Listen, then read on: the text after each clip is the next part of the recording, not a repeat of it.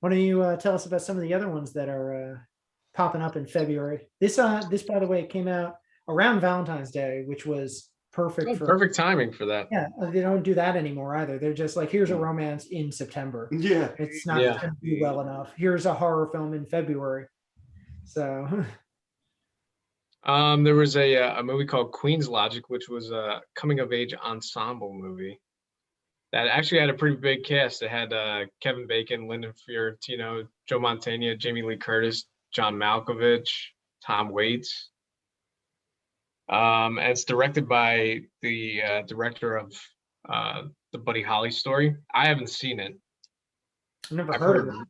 yeah, I've heard mixed things about it, but obviously it was a minor note of What's that that? month. It's just about them. It's about them coming together, like a reunion movie, almost like The Big Chill. The only difference is there's not a funeral to attend. Hmm. There was a Neverending Story 2, which was directed by George T. Miller, not to be confused with George Miller. Apparently, this adapts. They're trying to adapt the second half of the book because apparently the first movie only goes over the first half. That explains a lot. I always felt like it was unfinished. I've only seen the first. Yeah, I've seen. You know, it's weird. I think I've seen the first and the third because the third I remember being the first role for Jack Black. Mm-hmm. Mm-hmm. I think he plays the bully in that. This had Jonathan T. Brandis in it, Ooh. who would go Yeah, on to like Sequest fame. yeah, we're big Seacrest fans in this apartment. Yeah, Yeah, always like but, him. what I do remember from seeing clips of this is that it's a lot more juvenile than the first one. It doesn't have that dark fantasy element, and nobody, I think, other than Falcor, nobody comes back. So is he not playing the same prince or whatever the boy that goes into the never-ending story? No, no, yeah, it's totally different character. It's weird. I wonder how they do that based on the book. Yeah.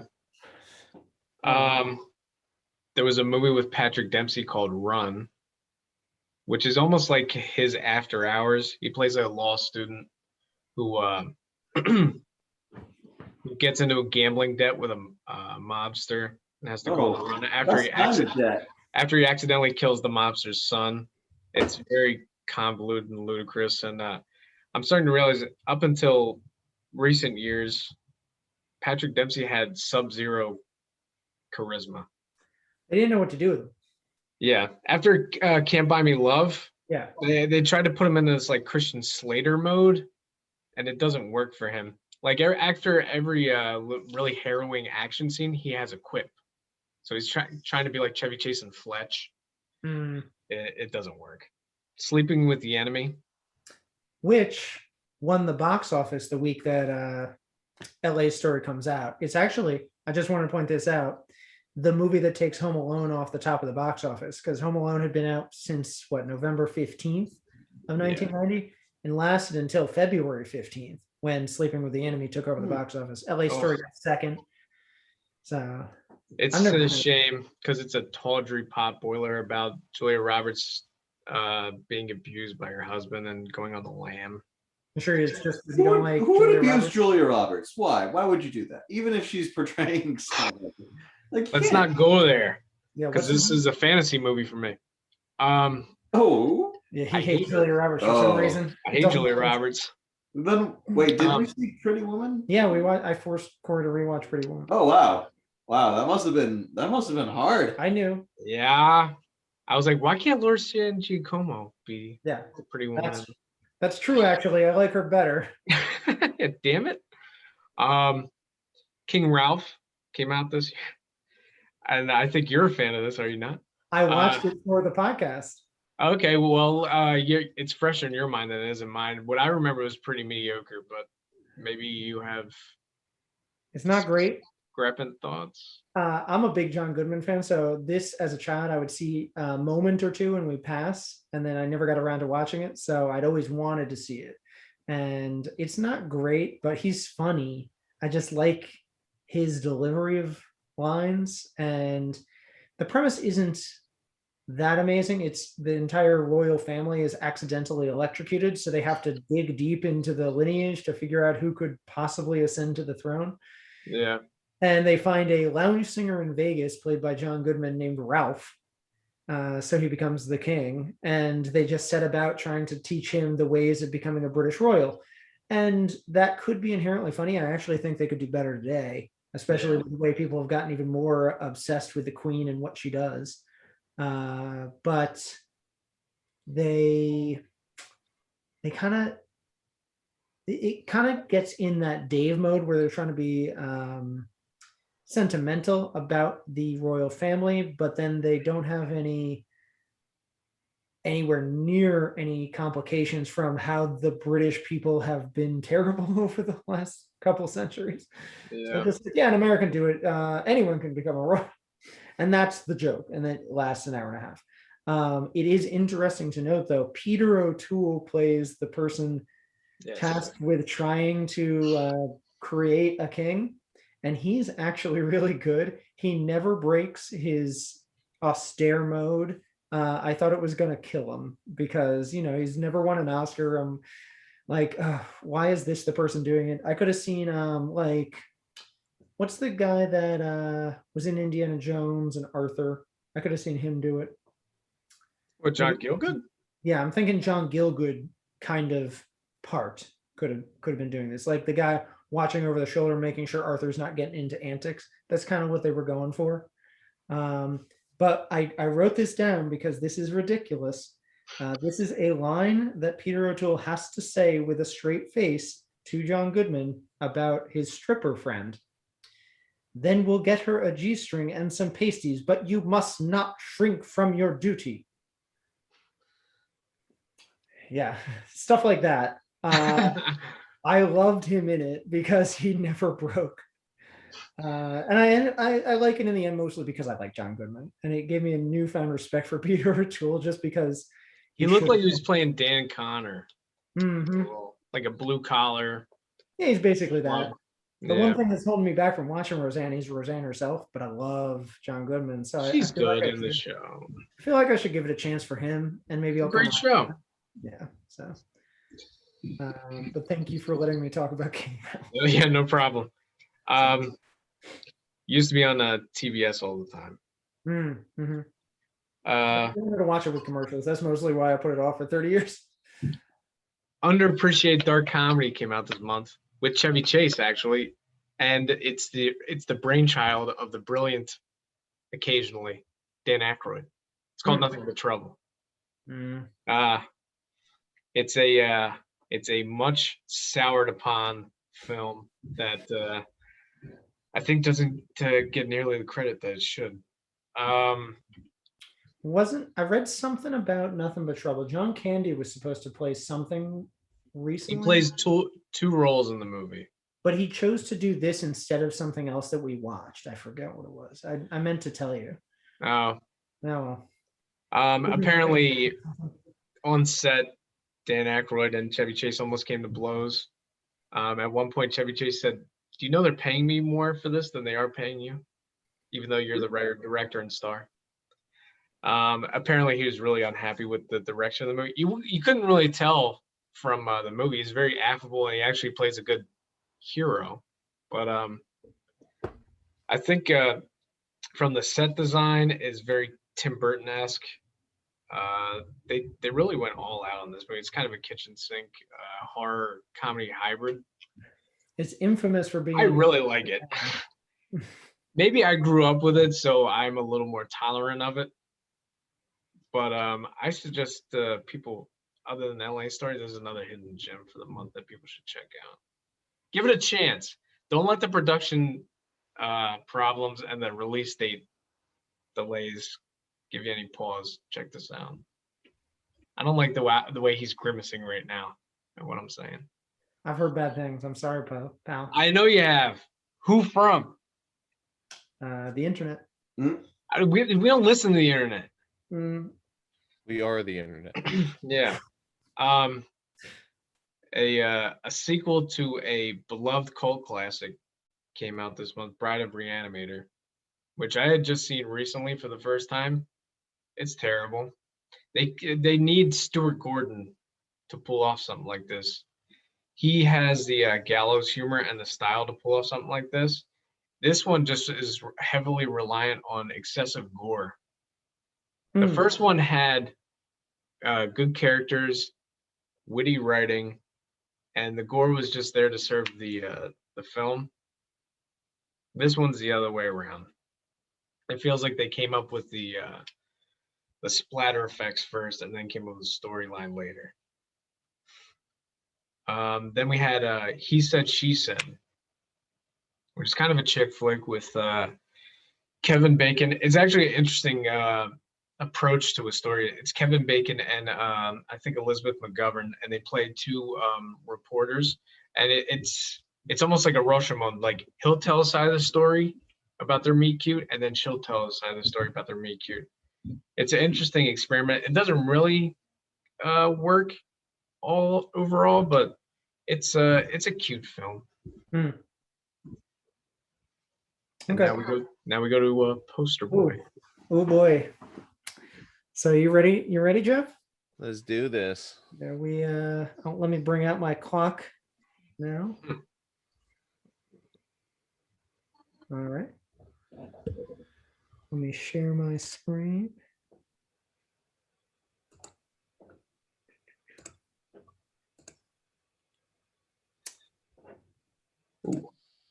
Okay, All right. Jeff, why don't you describe for us? I'm going to hit play right when I finish talking, but why don't you describe for the listeners at least what's going on in this poster? Okay, so we've got a very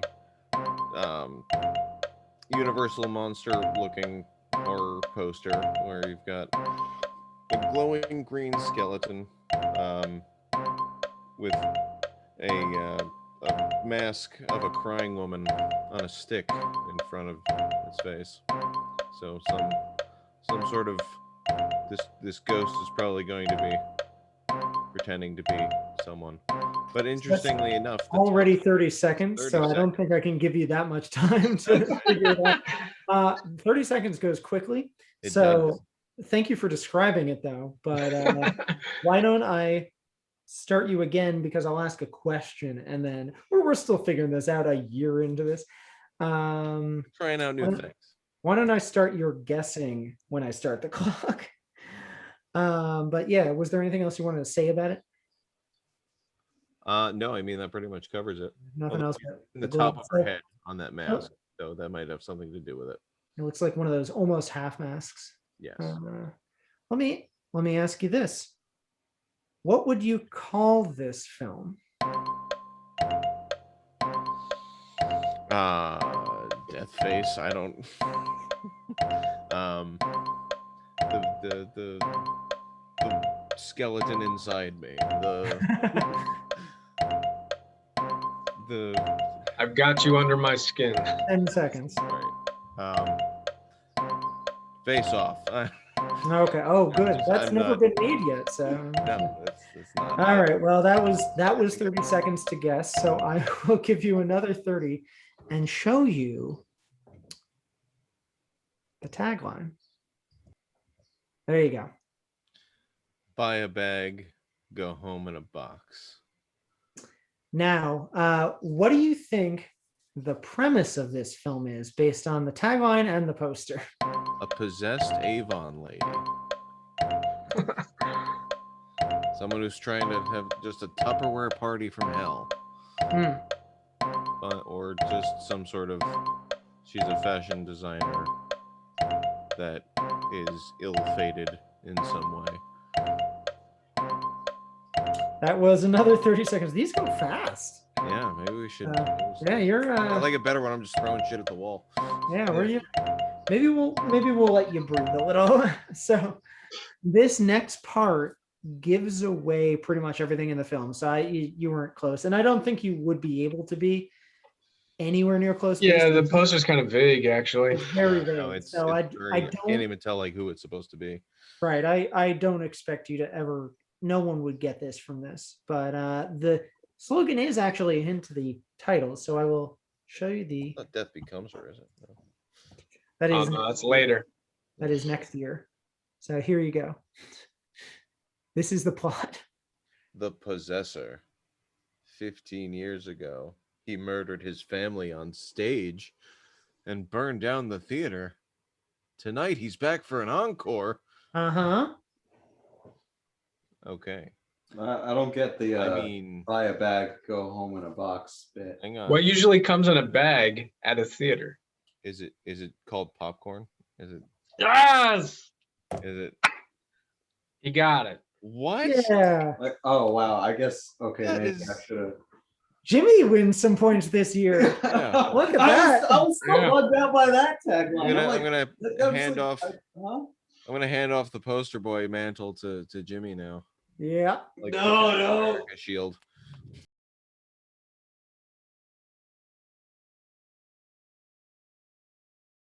So Corey, do you want to tell him what obviously this Well, you and I have an anecdote about this. the poster tells you what happens. That's the plot. So it's basically Phantom of the Opera in a movie theater. Yes. So- Trista and I saw this at a screening at my friend Dan's house. We had never seen it. Never heard of It it. was part of a double feature. It was the first movie, and actually, it's surprisingly fun. Yeah, we were watching bad movies and we were just gonna make fun of them. And I'm like, this is genuinely good. This is Yeah. fun. Yeah, Like, it was actually fun. It's a dumb slasher movie, but if you're into slasher movies, this is actually pretty well made. It doesn't ever have dumb logic, like people going the wrong way. And since you brought yeah. up the Universal Monster thing, it has like a film within a film, which is Mhm. actually pretty amusing send up of those types of movies. Hmm. It almost feels like matinee in a way. Yeah, and you don't know who the murderer is, so it actually is kind of a secret for a while. Yeah. You get to learn about their history. You actually feel bad for the murderer at some point. It's obviously he's murdering teenagers, but Right. uh, I mean, they deserve it. the gore is innovative. There's some. It's pretty creative kills. Yeah. So if you're a big horror fan, this is a hidden gem of its own. Hmm. So I'm actually I think of it all the time because Yeah. I'm not a big horror guy, and I'm like, this came out of nowhere for me. So all right, Jeff, we actually have multiple for you this month because we want to see if we could get a couple in. So I'm going to show you this second film. First, I wanted to show you all the German version of Popcorn. The funny part is he doesn't even look like that. Yeah, he never looks like that. There's some random woman screaming on a knife. I don't think he ever kills anyone with a butcher knife. There's another movie called Skinner. That's Yeah. a horror movie, a slasher movie with Ted Raimi. Yeah. But this is those people. This is that film. So Ray Walston also shows up. I forgot. I noticed at the bottom of the credits. Ray Walston is like the students come to the theater to kind of clean it up to try to reopen the movie theater. And My favorite Martian. their teacher is Ray Walston, so that was kind of cool. Gives it a little bit of clout. But A little bit. here you go, Jeff. Here is your second film. Okay. And I left the premise in because I'm going to ask you different questions this time. Okay. So So we doing the clock again, or am I just gonna go? nah, just go. It's All right. So we got it's a comic looking background, very cartoony. They're probably outside of a mall. There's random toys and products exploding out of the top of the building. It's two people standing in front of it, and they're just like, it's a real photograph in front of a cartoon background. Mhm. Tagline is, on their 16th wedding anniversary, Deborah and Nick decided to work out all their differences in public. I blurred out their faces so I could have you guess who they are. It was originally supposed to be two different actors. Yeah, Yeah, interesting. I'll talk about that after you guess. I Jones and Bill Cosby. I don't know. who was their first one? Grace Rashida Jones. Jones. No, Rashida Jones is too. Rashida Jones. Yeah, she's way too Sorry, young. no. Who am I getting? I'm getting her confused with someone else. Hang on.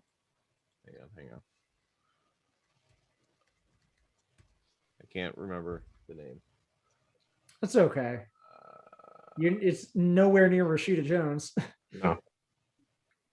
even if it's that type. Yeah, no, I know it's. So I kind of did this out of order. I should have had the two of them come out at once, but I have Deborah first. So do you want to take a stab at who Deborah is? Aunt Viv. So no, this is Bette Midler. What? Oh, okay. All right. This photo quality is really off. Yep, the clothes they're wearing do not belie white Jewish people. Well, no, I'm just saying their skin tone looks very dark in this photo. Yep, That's they all. sure do. All I right, realized so which Bette angle Midler. you're doing. All right, I'm gonna say No. Bette Midler. Then Alan Arkin. It's not a bad guess. That's not bad. No, it's close. Because you were going through, it was like 2 a.m. today that I was doing this one. So I was a little out of it and did it out of order and didn't feel like switching. So I did her and then I have the title and then him. So you already kind of mentioned where they are probably. So do you have any idea about the title? What would you call this? Madness. I'm just gonna throw out there. Yeah, Mall Madness is fine. Based on the board game. I don't know. I don't know if you've ever heard of this, but Scenes from a Mall. Huh. Yeah. I've not. Yeah. But I love how generic the thing in the background is. It's just the mall. That's why I took that away. Even the scenes is a little zany, so you almost wouldn't be able to tell. Blurred out. Well, you didn't get Alan Arkin. You're going to take one last chance at guessing who the male star is. Someone that doesn't regularly act. This is pretty much his last acting performance. Right, Rory? This is his last acting performance? No, there's like one more, right? Oh, no, outside of his own films, of course. There's a few other movies, after this. Yeah, of course, his own things. Woody Allen. Wow. That was a big clue. That was. Yeah. Outside of his own films, yeah. You can't see his ponytail in that picture. Wow. He's got a ponytail in that. Yeah. Wow. All So right. basically, this was Paul Mazursky's spoof of Scenes from a Marriage, the Bergman film. It was supposed to be originally Kevin Kline and Meryl Streep. Huh. But Okay. they passed. Yeah, They passed. They were going to make the movie more dramatic. Hmm. But then I guess Paul Mazursky was told by his agents, like, maybe you should think about Woody Allen. He needs a big payday because he was in the middle of going through that stuff with Mia Farrow. So he was like, all right, I'll do it, but I can only be in LA for a couple of weeks. And then he's like, I don't think anybody's going to buy me as a sports agent. So he tried to rewrite a bunch of stuff, and they're like, no, we're not doing that. Jesus. But the movie itself is very plotting. It's very contrived how they have to keep the action in the mall because it's one of those bottle movies. There's so many ways that they should have like branched out from the mall. They should have had other people. They should have been scenes from a mall, like vignettes. Yes. Yeah. But no, it's just based on their marriage crumbling. They both had affairs. Sure. And they're having huge temper tantrums in the middle of the mall. I'm like, just separate for a while. Don't stay in the mall. Leave. Or why don't you go to like Sam Goody for a while? Yeah, just go. It's not a good film. Step into the Wiz. It's just another example of why I don't like Paul Mazursky at all. I haven't liked one of his movies. Here you go, Jeff. Here's a better one with an actor you are, I believe, a fan of. Oh boy. Okay.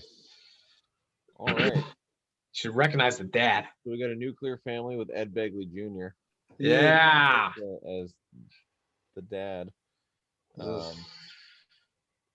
And they are clearly aliens or giant bugs or something.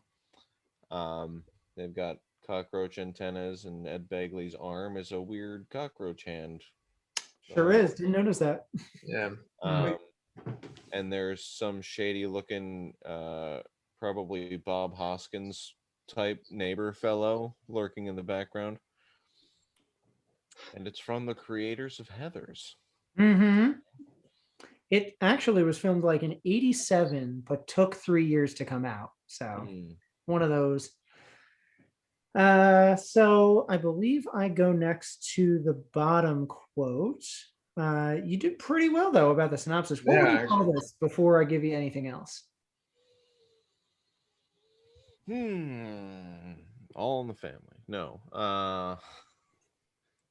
The Roach Motel. Ooh, I like that. But no. should have Like been if called they, that. like if they ran a hotel, Yes. that'd Like be they run a hotel in some, yeah. small town in America. You were pretty much spot on for the synopsis as far as I know. So it's not a motel, obviously. They're Bugging definitely out. in the suburbs. Bugging out. So here is a little bit of a clue more to what the plot entails. Ed Bugley Jr.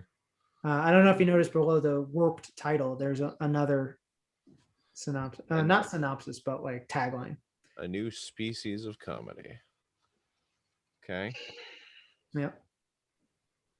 Just goes along with the bug scenario. So I think you pretty much got that. I feel like this is this could be a side story to Men in Black, Mm-hmm. the original one. Mm-hmm. But here is the premise. Oh, never mind. You didn't see that? I did it out of order. Premise.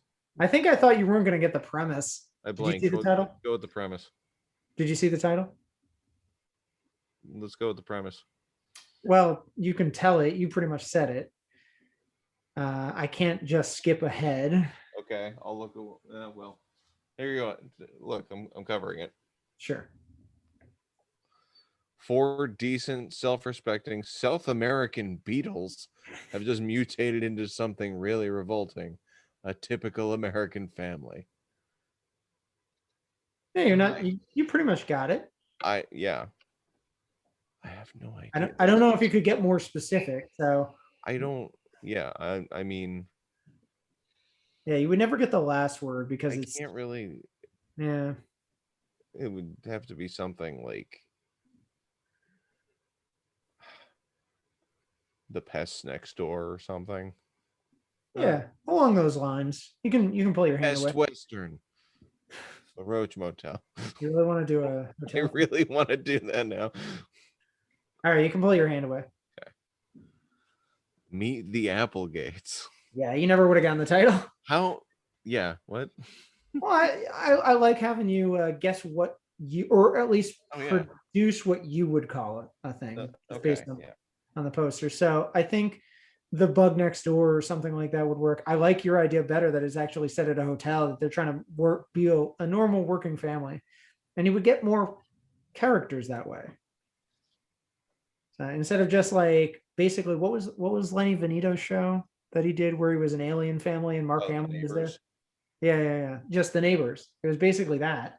That's what it kind of seemed like. But then I'm like, the antennas seem very insect-like, and then it's got that weird hand. Yeah. Well, I would say you got at least the premise for that one. So I'd give you 20 points for that.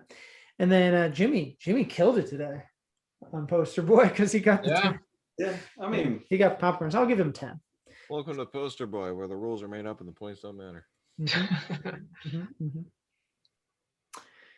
So I didn't really have anything else, but we pretty much, as always, try to pick our favorite of a certain genre or topic. So, given that we were talking about his filmography today, do you three have any idea what your favorite Steve Martin film would be? I don't know if you want to do top 5. There's quite a few films, but that he starred in. The Jerk. The Jerk is up there. Jerk is pretty good. But like probably a Little Shop of Horrors. That's great. 30 Round Scoundrels. So that's what you two go with. What about you, Jimmy? The Three Amigos. Ooh, choice. Yeah, great choice. That's the only Steve Martin movie that I saw as a kid, and I never really cared to see any of his movies growing up. So like I don't like that's the only one that I remember. It's the only one I haven't seen. My Little Buttercup. Yeah. You've never seen The Jerk or Nope, never seen any of his.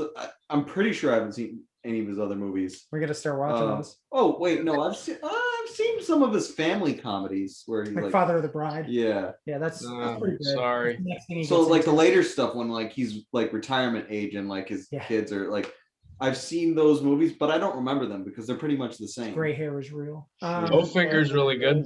Parenthood is one you've seen.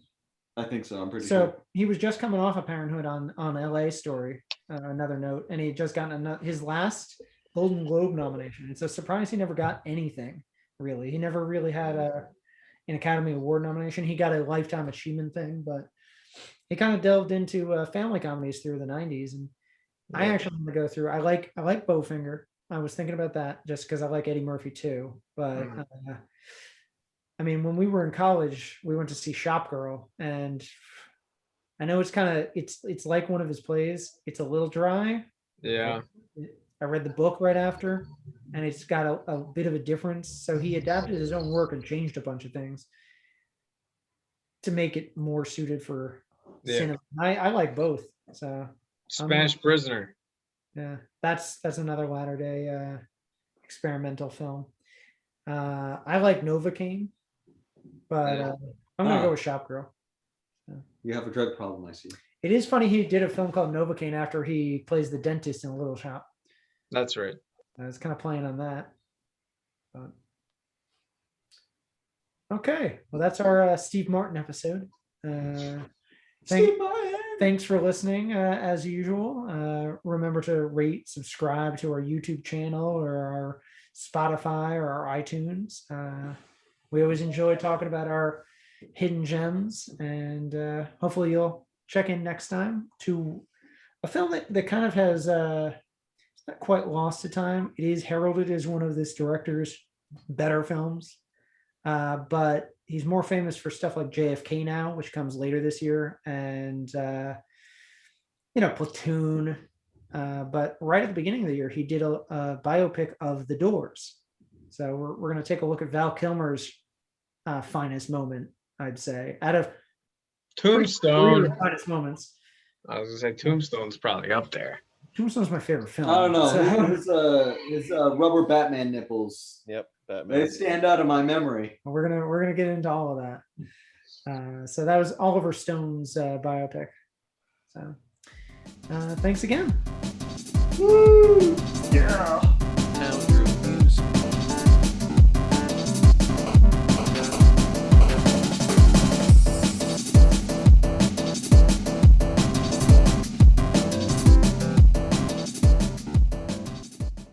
Over.